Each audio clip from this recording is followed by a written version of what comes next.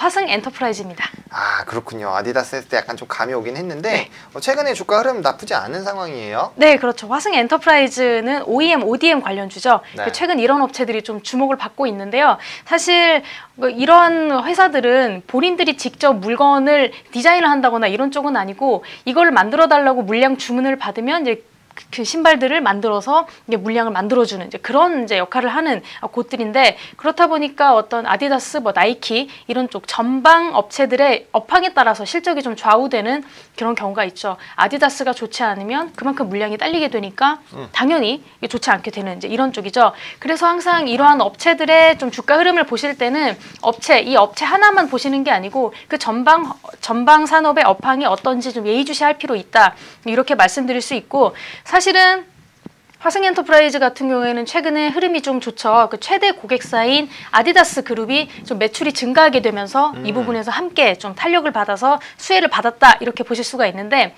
화승 엔터프라이즈 같은 경우에는 굉장히 물건을 잘 만든다, 이렇게 소문이 나 있기 때문에 아디다스 내에서도 좀 OEM의 벤더 위치가 좀 확고하다, 이렇게 보실 수가 있죠. 굉장히 품질이 좋은 물건을 생산해내는 업체에게 많은 물량을 주는 건 당연할 거기 때문에 지속적으로 물량이 좀 늘어나고 있는 중이다, 이렇게 보실 수가 있고요.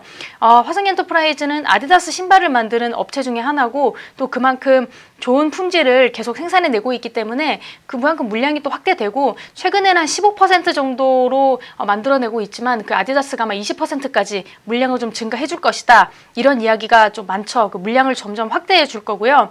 2020년까지는 5억 4천만 켤레까지 물건을 확대할 계획이다, 이렇게 좀 발표했죠. 네. 그리고 이제 고객사의 주력 완제품 확대, 그리고 공급, 그리고 고부가가치 제품 라인이 이제 물량이 점점 더 늘어나게 되면서 아마 고객사의 점유율 확대도 좀 계속해서 예상이 되는 상태고요.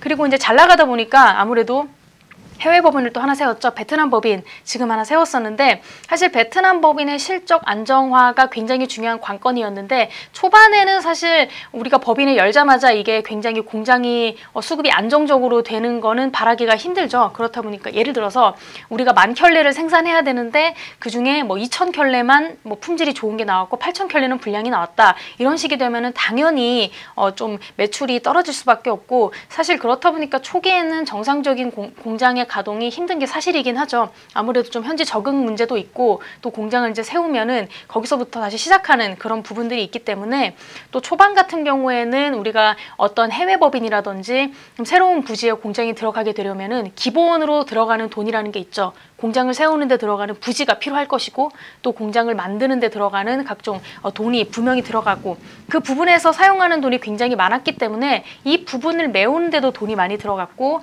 하지만 베트남 법인 초기에는 공장이 제대로 안정화되지 못했고, 그러다 보니까 사실 작년 하반기 같은 경우에는 실제로 실적이 좋지 못했던 그런 모습들을 보이고 있는데요. 하지만 현재는 공장 수율이 어느 정도 안정화돼 있고, 또 아디다스에서도 굉장히 물량을 많이 줄 것 같은 그런 것들이 예상이 되고 있기 때문에 화승 엔터프라이즈는 좀 괜찮다, 이렇게 보실 수가 있고요. 그렇다 보니까 지금 당장은 아니더라도 어떤 하반기 시점에 이익 개선을 또 노려볼 수 있다, 이렇게 보실 수가 있고요. 올 하반기로 갈수록 사실은 매출 성장도 좀 가능할 것이고요.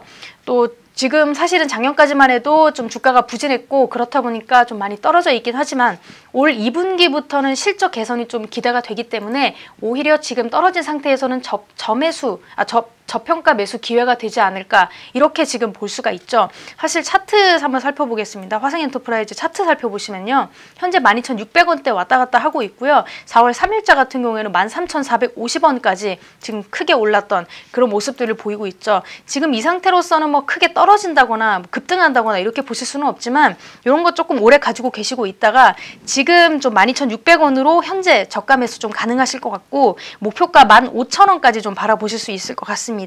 그리고 손절하실 될 경우에는 11,800원 라인까지 좀 떨어졌을 때는 좀 이렇게 살짝 대피해 주시는 것도 좋은 방법이 아닐까 말씀드려 봅니다.